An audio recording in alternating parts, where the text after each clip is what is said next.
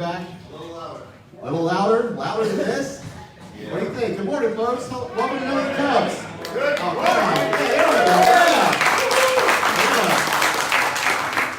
And that is why if you're watching on Facebook Live, you should be here in person with us because there's such great energy and connections happening in the room. So good morning, everybody. I'm Michael Zaharias. Welcome to 1Million Cups. Anybody first-time visitor to 1Million Cups today? Raise your hands. Wow, welcome. Let me ground you real quick on who we are and what we do. 1Million Cups is a program that comes from the Kaufman Foundation out of Kansas City. And right now in more than 175 cities across the country, there is a 1Million Cups meetup going on to bring entrepreneurs together, to connect, to be educated, to be inspired. I always like to say there's no bad presentation that comes before this group. This is meant to be supportive and encouraging individuals that are putting themselves out there to do great things. And for those that are here for the first time today, you're actually here on a very special day for us because this is our first ever 1Million Cups Resource Day. And what I mean by that is we're actually have in the house today 3 business resource agencies that support entrepreneurs. You guys maybe have met them in the audience or heard of them. Some of you have used them. I've done many presentations on the resources that are out there, so you folks maybe know the names. But we thought it'd be a really great opportunity to bring 3 of those agencies in, allow their representatives to each give a 10-minute presentation on who they are and what they do, and then we'll transition to a panel question and answer session, okay? So you may be able to use this knowledge that you're going to learn today, but I know that if you can't, you know somebody who can, so we encourage you to share this and let others know they're not in the room, that they should be in the room. And the last thing I'll do before we get started is I just want to ask those that are helping organize 1Million Cups real quick to put your hands up. Just so you know, it's a team effort every week that helps make this happen. And we do it because we love you guys and we love the community and we love entrepreneurship. So it really is a fun group. And if you ever want to join us for what goes on behind the scenes, just let us know and we'll get you set up. Okay, so how I'm going to do this real quick to introduce who we have today. We have 3 agencies here. I first want to bring up to the stage Charlie Howell from Career Source Flagler Volusia. Help me give it up for Charlie. We have Mr. Steve Keeler from SCORE Volusia Flagler. And making the furthest drive this morning, we have Mr. Christopher Leggett from the Central Florida International Trade Office in Orlando. Come on over. So again, each of these individuals will give a 10-minute presentation on their organization. We'd ask that if you have any questions for them, to please just make a mental note or write them down because after all 3 are done, we're going to transition to the panel Q&A. Does that sound good? Yeah. All right, give it up for them real quick before they sit down and we'll get started. Right. So first on deck, Charlie Howell from Career Source, and give me just a moment, I'll transition over to Charlie. Give it up, Michael, everybody.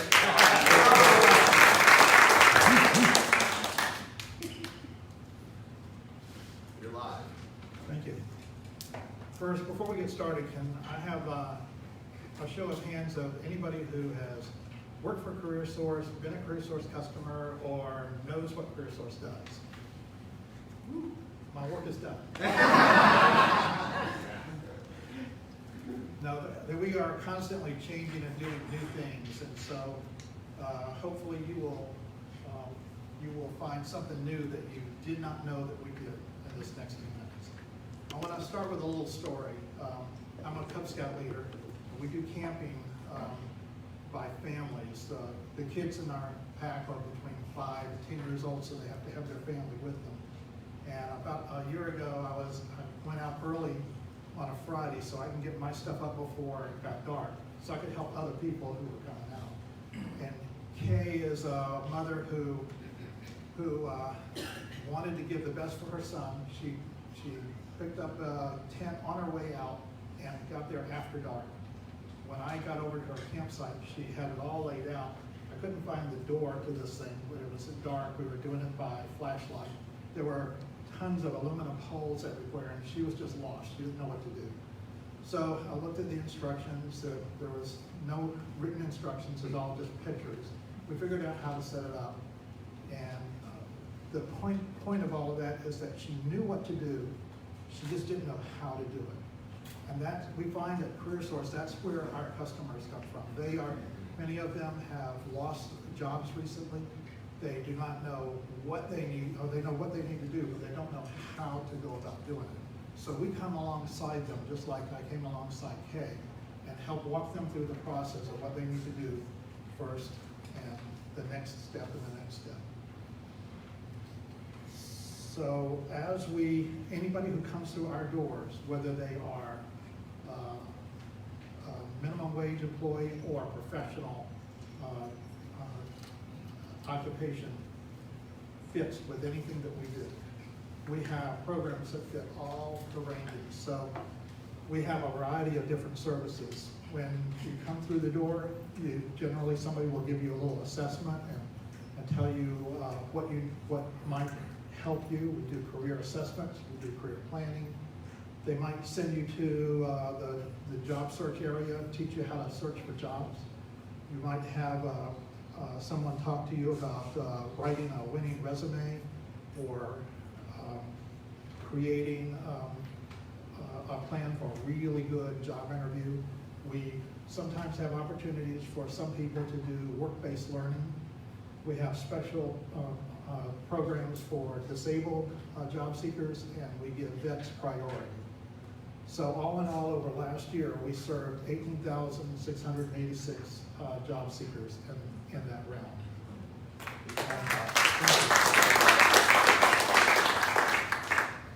There's a lot more than 10 minutes that I could take to tell you all the things we do. So I'm going to point you here. This is an interactive annual report. It's found on our website at careersourcefp.com. If you go there, and on the top right-hand corner, there's a tab that says Newsroom. If you click on Newsroom, scroll down to Reports and Publications, you'll find this, and you can walk through the interactions of it. I want to talk a little bit about what our goals were. We try to bring prosperity to both job seekers and to businesses. And in order to do that, we serve as sort of the eHarmony of the workforce business.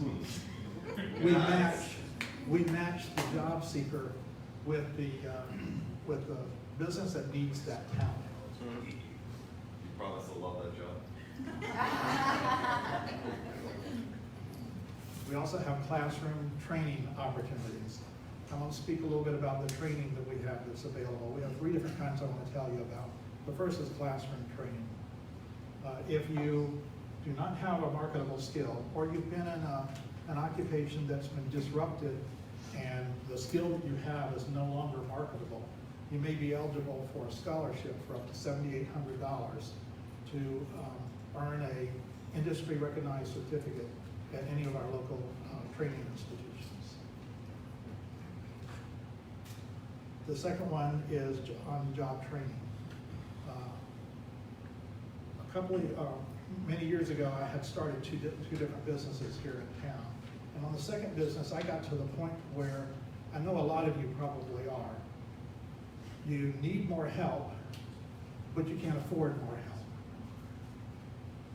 In order to move people past that, we are helping out by paying for up to 50% of your new hire wages while you have them in training. It's the on-the-job training program. Last year, we served 91 companies, and we spent $591,000 in the community of the training services. So during the height of the recession, we served over 50,000 job seekers. They all seem to have a similar problem. No one during their work lifetime invested in their skills. We call it upskilling. The skills that they had when they lost their job often were not needed anymore. So they became what's called long-term unemployed. This year we are putting a special emphasis on training for people who are already employed. So we call that customized training. This is somebody from S.E. Klein that we put through customized training. What happens in customized training is You may need to move your employees from one place to another. Say you have frontline employees and you are going to give them a management or supervisory job. They need some skills on knowing how to manage.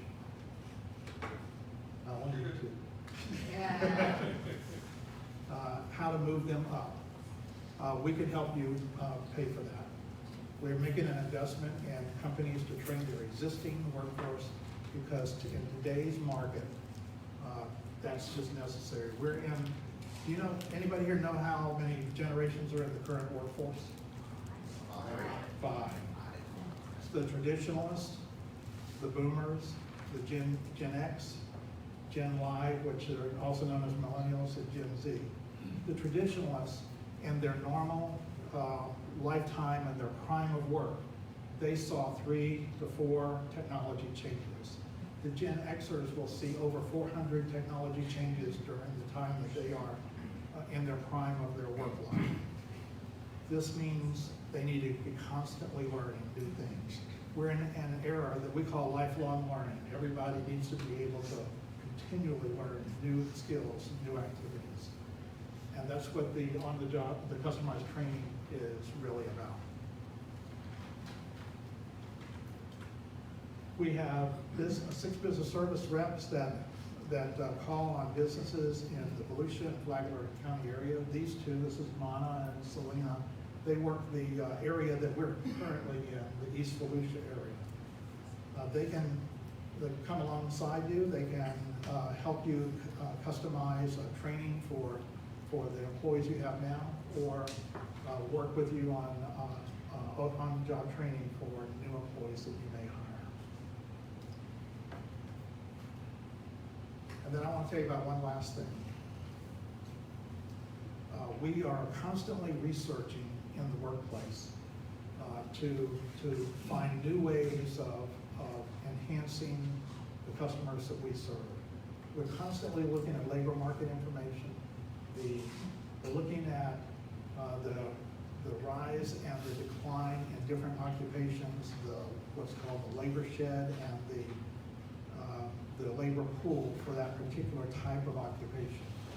We're also looking at workforce trends, technology trends. We also constantly look for HR trends. The end result is that we are trying to change our services to fit what's necessary in the workforce at that point in time.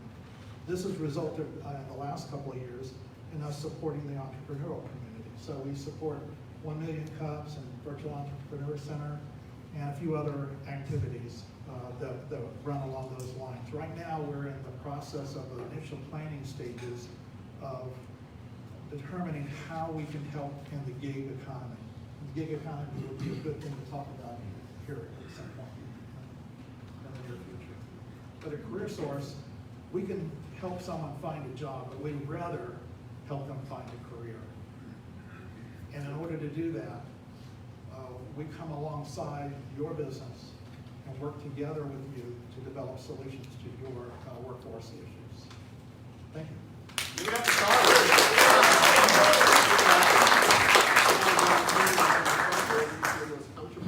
Let me shift over. Help me welcome to the stage Mr. Steve Keeler, SCORE, Volusia Flagler.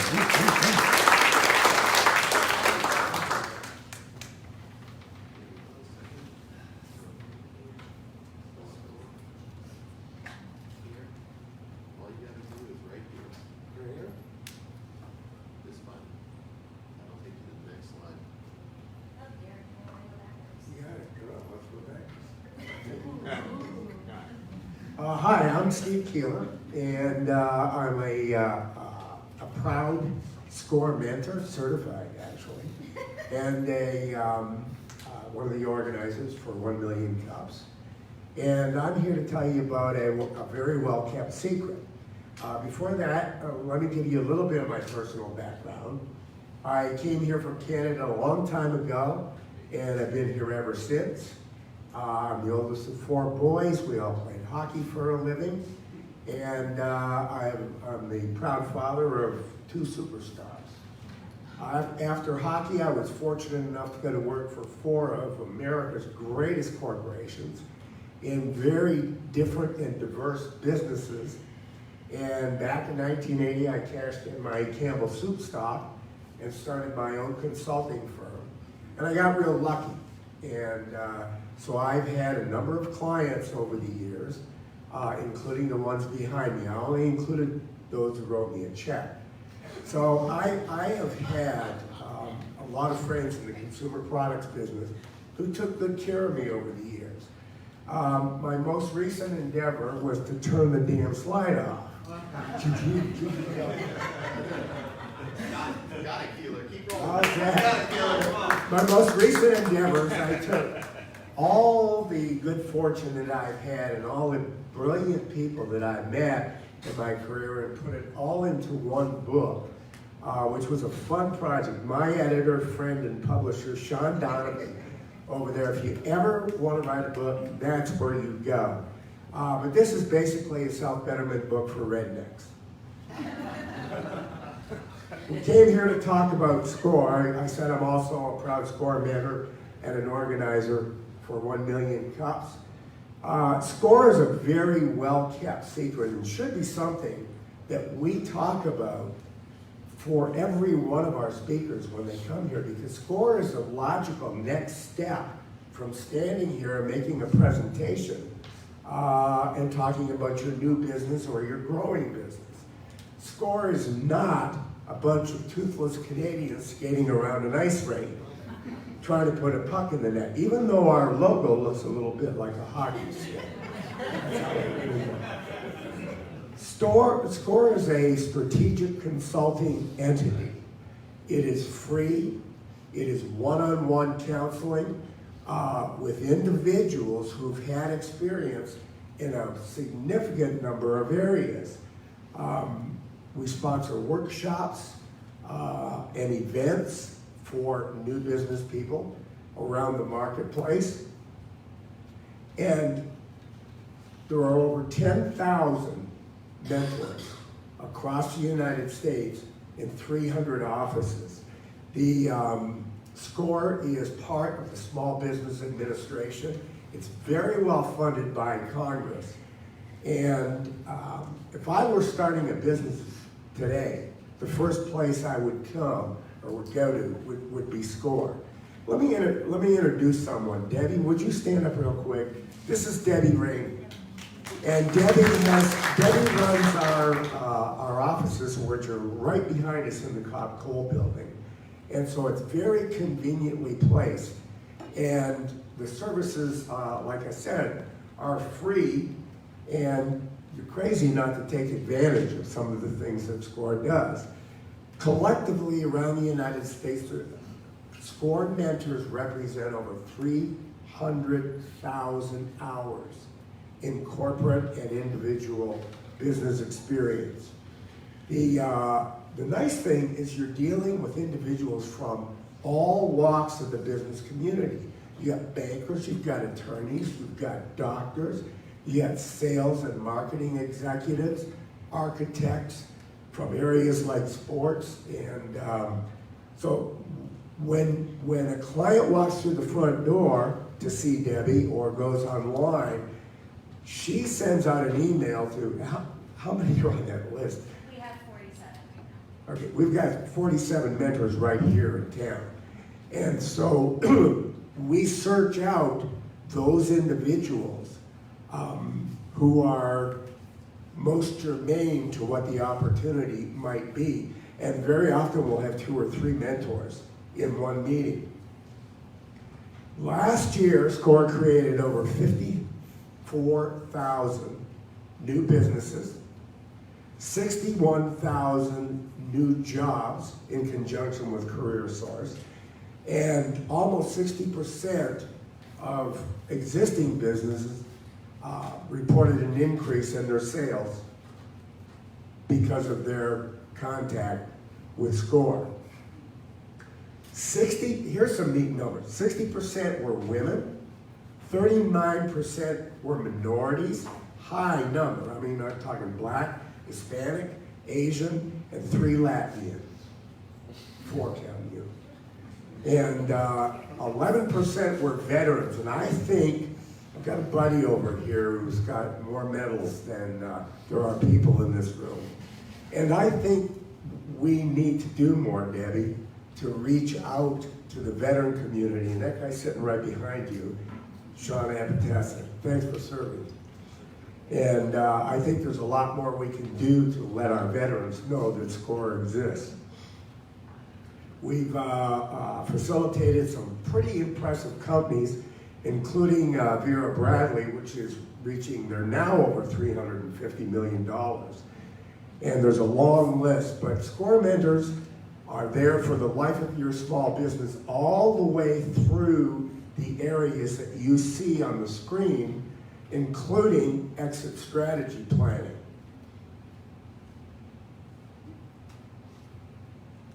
SCORE also confidentially reviews your business if you're in a pre-startup kind of a situation, and advises you all the way through the process of getting your idea or your product to the marketplace.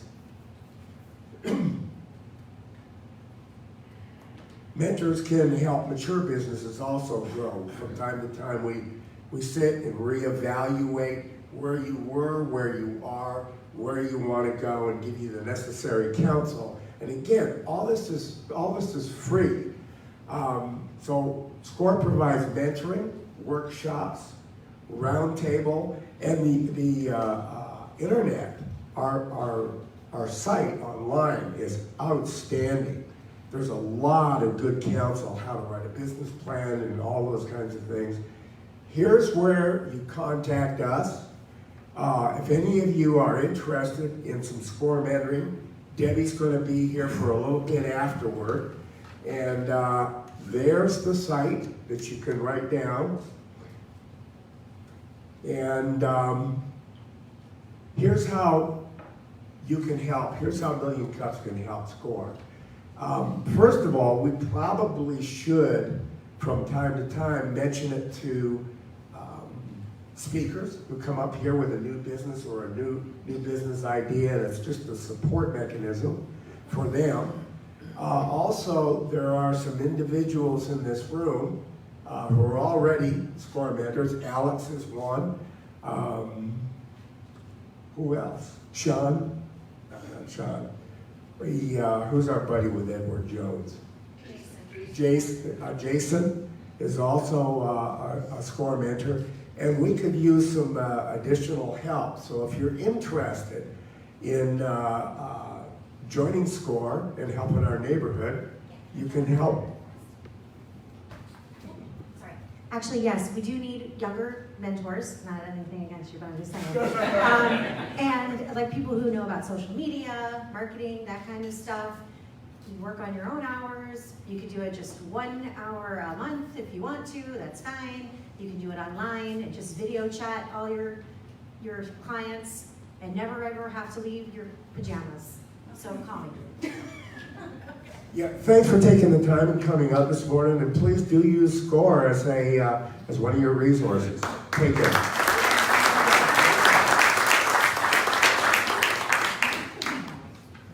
All right, and coming over from Orlando this morning, we have Mr. Christopher Leggett, Central Florida International Trade Office. Chris? Thank you.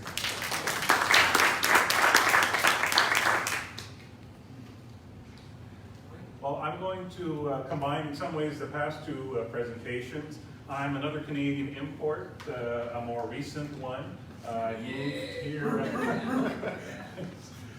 moved here from Brussels. My background is in agriculture trade. I work for the Government of Canada facilitating access for agri-food products, most recently at the mission to the European Union, and before that at our embassy in Washington, D.C. I'm glad to see actually a few people here who came when Volusia SCORE hosted us. Michael was one of the speakers, as well as Enterprise Florida and myself, to try and talk a little bit about the importance of international trade. Now, harkening back to Charlie's speech, I'll just give my own camping story, which is always instructive for us service providers. Mine has to do with my older son, who at the time was about 5 years old when we went camping, And in the middle of the night, you get tapped on the shoulder. Dad, I gotta go pee. So, okay, well, go out of the tent and have a pee. Okay. So, I thought nothing more of it until the next morning when we went out and I put my shoes on and they were soaking wet. It didn't rain last night. And so we realized when my wife had the same thing that my son had gone out and peed in just right outside the door. So as a service provider, we always have to be very careful what we tell people and be specific with our instructions so that we don't end up peeing in your customer's shoes. So just a little bit in way of background.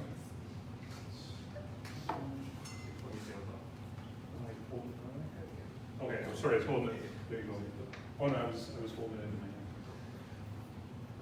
You're good. So a little bit about the Central Florida International Trade Office. We are funded primarily by Orange County and by the City of Orlando. However, we serve a 6-county area and really will help anyone in Central Florida or even further if they call me up. I'm always happy to talk about international trade and the benefits of it and how companies can grow in Florida from accessing the international marketplace.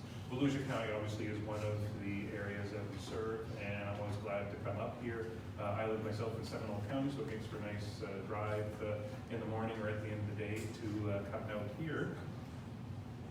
And just in terms of what it is that we do, we basically catch people who fall through the cracks from the many other resources and also help get them to resources that can help them sell more in the international marketplace. We will provide advice to companies. We will, but I'll talk a little bit more about that. We'll give more information. But firstly, I want to talk a little bit about why you should even care about international trade. Maybe I'll start off by asking for a show of hands. Does anybody export or import components for your products already? Okay, I'm glad to see a couple of hands. That's really important. And I'm hoping to see more hands come up when I come and speak in future.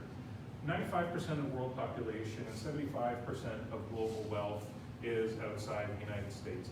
I should say I'm happy to make the presentation available to anybody who wants it. So just let me know through Michael. That way you don't have to worry about getting everything down now. But it's a big market that's out there. There's the potential to increase profitability. A lot of people abroad will pay more for a product from the USA than would be paid for here. You just take a look at all the tourists who are coming to the United States to go shopping. The Brazilians come up in great numbers because they can buy products here so much more cheaply than they can at home. Well, that means if you're able to sell it to them at home, you're going to be able to sell it for more than you can here. You can extend product life. Something that might be becoming obsolete here in the United States could still have a good amount of life left for it. Selling abroad, you can find year-round sales if you have a seasonal product. Like if you're selling bathing suits and your main seasons are spring and summer, well, it's going to be spring and summer in the southern hemisphere at the opposite part of the year. So now you've got a 12-month business by accessing the international marketplace. This helps you with mitigating risk insofar as nobody really wants to be dependent on a single buyer. Same thing goes for the market. The more places you can sell, the better off you're going to be in the long run. And when the recession eventually hits in the United States, not to suggest that the rest of the world is going to be doing great, but recessions tend to go in waves. And so if you've already developed those relationships abroad, you're going to be well placed when everyone else is scrambling to find a market for their product. Also, sorry, I forgot to mention, competitiveness is enhanced because if you're selling in a foreign market, you're going to have the opportunity to see your product through a different set of eyes. People in different countries are going to have bring different perspectives to the customer experience, and what you can learn there will enhance what you do here and help you serve your market here much better. It's not only exporting that this helps, importing is important as well. And we saw, for example, a few weeks ago, Governor DeSantis talking about importing, another import from Canada, importing drugs from Canada that are approved by the FDA in order to help keep costs down. It's the same thing for your businesses. If you can import a component, and that's what's going to make you competitive so you can compete against a fully customer-ready product by using those those components, that's really going to help you. And it's not as hard as you would think. There's a lot of resources, Central Florida International Trade Office among them, but we help connect you to a lot of other resources that are there to help make this experience possible. So importing products doesn't necessarily mean job loss if it's going to help you actually meet customer demand and not lose your business. So maybe you're thinking at this point, well, yeah, it sounds really exciting being able to access the international marketplace, but how do we do that? What can CFITO do to help you out? We're happy to do one-on-one counseling. My office is in Orlando, but I'm happy to come out and meet with people here to talk. I can talk on the phone as well to talk about what it is that we can do to help your business. My card and some information about the CFITO is available on tables. We undertake workshops, and again, we're happy to come out and work with organizations here on workshops to help people learn about particular markets, to help people learn about particular trade techniques. For example, we had a recent workshop on exporting medical devices. We help connect you to resources as well as to the opportunities that exist around the world. I have slides on a whole bunch of different resources, and I'm happy to talk about them with you, but maybe we'll leave that to the Q&A part of the presentation. So thanks very much, and I hope everybody...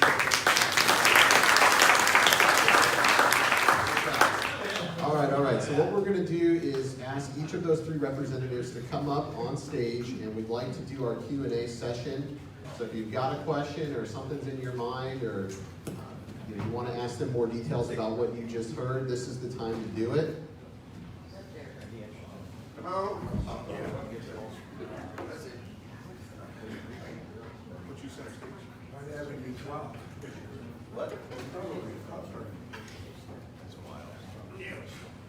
And before we get into the Q&A, I just want to make sure real quick to turn that off. All right. I want to make sure to give it up for these three folks for what they did this morning. Thank you. What led us to where we are today is we had a last-minute speaker cancellation.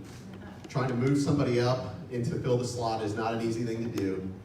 And so I put the pressure on these three gentlemen to fill in a big way because we wanted to do something different than what we traditionally do here. And let me ask you, did you guys find value in what you just heard? All right, so I saw a hand. I think, Paul, you can put your hand up first. Let me come over there. Make sure to introduce yourself so we know who you are, what your business is if you have one, and then your question. Thank you. Good morning, Paul Morton with Volusia Senior Learning. I guess this question's for Charlie. You used the term gig economy. I'm not familiar with that term. Can you tell us what that means? Sure. Oh, you don't hear? I think this is Got that one? Yep. You're gonna have to talk with Ryan.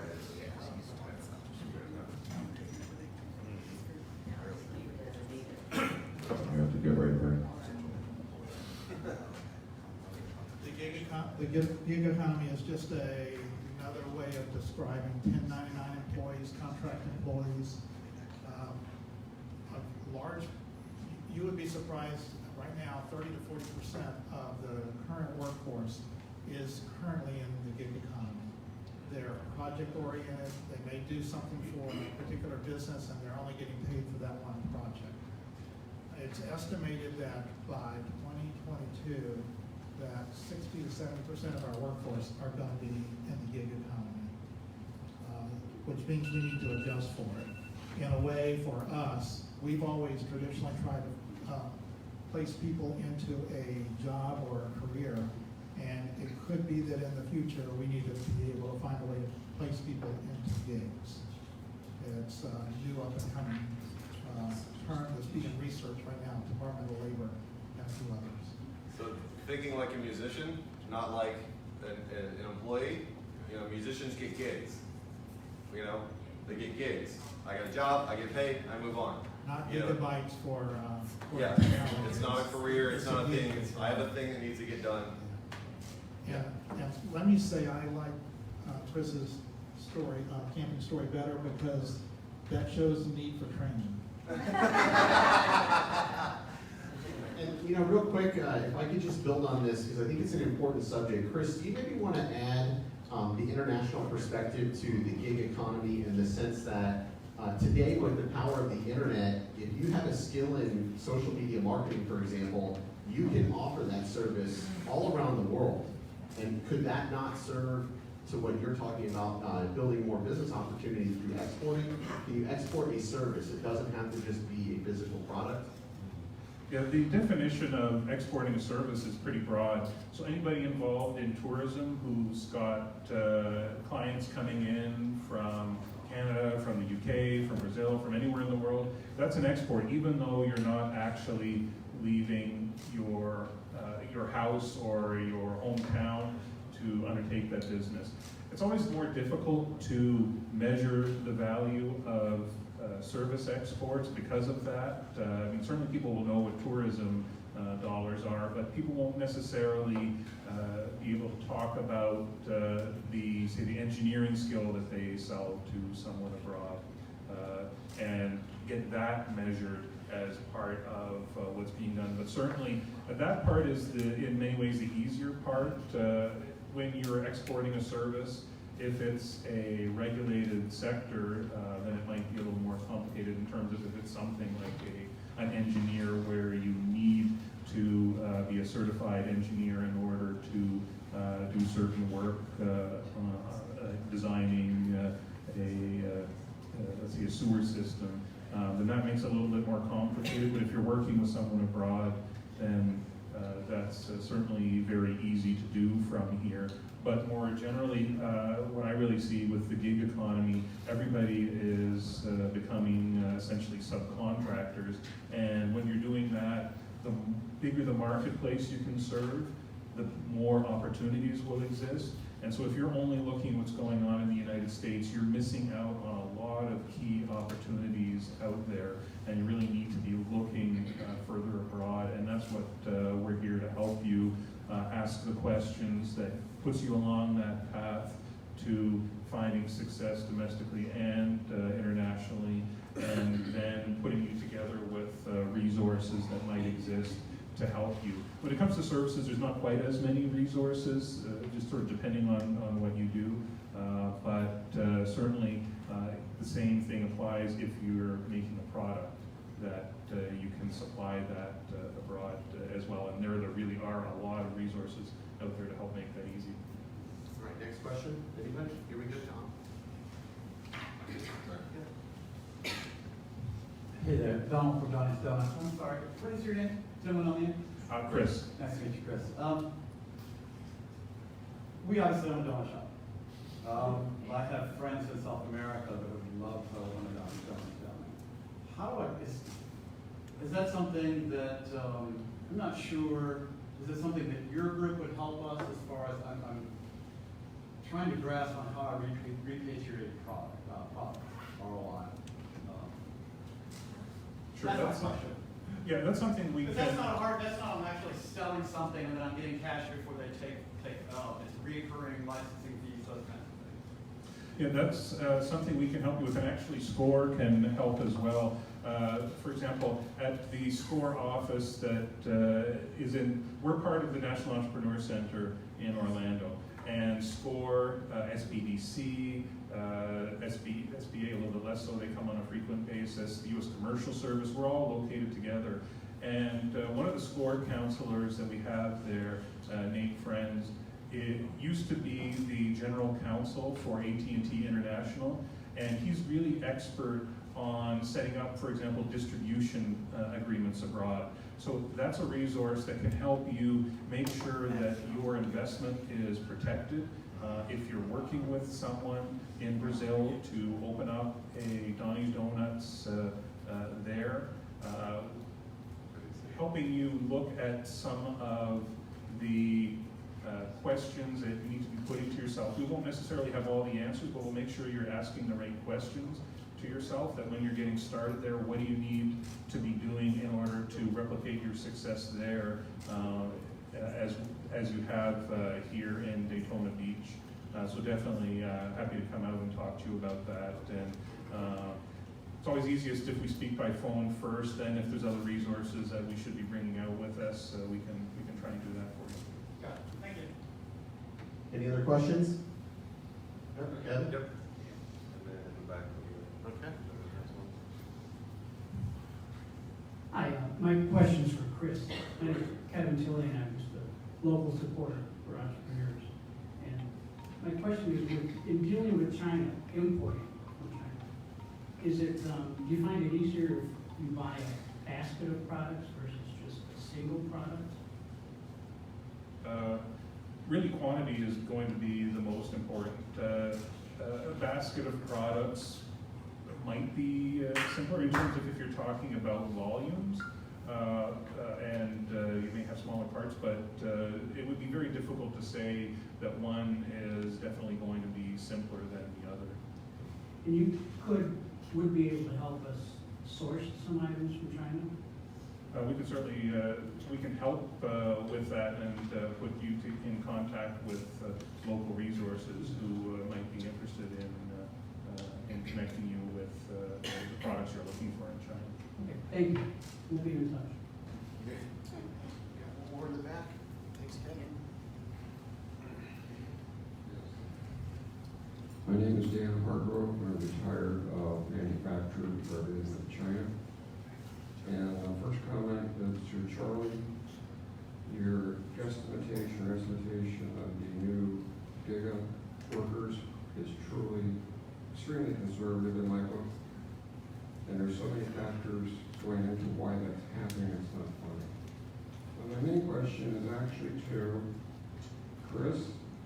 1998, I was lucky enough to be going on a trade mission.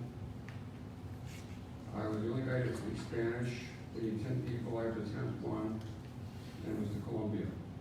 And I would have never, ever done that on my own, I swear on my soul. I learned so much, it wasn't funny. In fact, it was a headache by the time I got to the third stop. But my question is Enterprise Florida still in existence? Second of all, if it is, why am I seeing so many different divisions? That bothers me in any organization. So we have Enterprise Florida, I think at state level, you're in Orlando. You know, that, I think there needs to be more synchronization is what I guess I'm trying to say. Well, first answer is yes, Enterprise Florida is still in operation, and they have a lot of terrific grants for companies. Mike Cooney came up and spoke with myself and with Michael to some of our friends here at Volusia SCORE. So they're really interested in helping people in Volusia County. What they do is, a lot of what they do on international trade is grants. There's also the part of Enterprise Florida that's involved in attracting foreign direct investment. But sort of setting that aside, because that's a bit separate from what we're talking about today.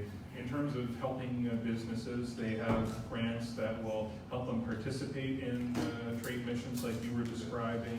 They have grants to help people get to trade shows so that they can meet with potential customers abroad and learn about international markets. They have grants to help you localize your website, so when you do want to get a presence electronically, internationally, you can do something more than just Google Translate to make your website search engine optimized in different markets. I mean, for example, you were talking about going to Colombia. If you wanted to set up a website in Colombia, they will have a translator from Colombia who speaks that Spanish, I'm not sure the right word is dialect, but will write a website that speaks to Colombians for you. That's one of the great services they offer. They will help you with the U.S. Commercial Services Gold T service, which again helps you understand what you need to do in order to export to a particular market, and then be able to meet. They will arrange for one-on-one business meetings there. So Enterprise Florida really is great at providing support to Florida businesses. They're run at the state level, at the federal level. U.S. Commercial Service has the network of local offices. The one for Volusia Volusia County is in Orlando, where we are, but they travel all the time around the county. They have the network of U.S. embassies around the world to help make those connections, help you understand the marketplace. Oh, I should also mention one of the great services that Enterprise Florida helps support are the export marketing plans that the small business development centers will offer. And that, when you've got a product that you know you want to export, you're not really sure where you want to go, they will actually do all the research for you, figure out where the market is, what do you need to do to export there. Is that a good marketplace? Is it going to be a safe country to do business with? So there's, I know I'm putting on a bit of an ad for Enterprise Florida, but we all work together, helping different aspects. Would it be better if we could all do it as one organization? Probably, but with different levels of government, it's very difficult to get everybody be part of a single organization. In fact, that's one of the reasons why we were founded at the CFITO, was to help people be a single source for local businesses, to connect to all these resources that are out there so they don't have to try and figure it all out for themselves. All right, let me jump in there with the last comment before we wrap up.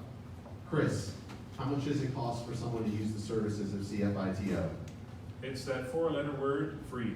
It doesn't cost anything to use our services, and as I say, if you come to us, we'll come to you. Steve, SCORE, cost to use services. It's free and we give you coffee. Charlie, cost to use services. Free. Everybody like that? And you don't pay for it.